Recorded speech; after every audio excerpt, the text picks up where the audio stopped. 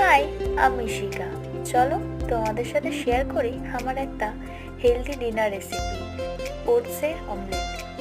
পরিমাণ মতো ওটসে একটা কাঁচা লঙ্কা কুচানো, একটা মাঝারি সাইজের পেঁয়াজ কুচিয়ে এবং একটা গাজরের অর্ধেকটা কুচিয়ে দিয়ে দিলাম।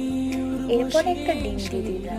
আপনারা পারলে বিনসও অ্যাড করতে পারেন আর ক্যাপসিকাম অ্যাড করতে পারেন। এরপর লঙ্কা গুঁড়ো, হলুদ গুঁড়ো, লবণ আর উপর থেকে একটু গোলমরিচ ছড়িয়ে দিতে হবে। এবারে এটাকেই ভালো করে মিক্সড করে নিতে হবে। এরপর কড়াটা গরম হয়ে গেলে উপর থেকে সামান্য পরিমাণে ওই একবারই তেল দিয়ে দিতে হবে। তেলের পরিমাণটা কিন্তু খেয়াল রাখতে হবে। এরপরে মিশ্রণটা দিয়ে ওটাকে ঢাকা দিয়ে গ্যাসের ফ্লেমটা আস্তে দিয়ে দিতে হবে।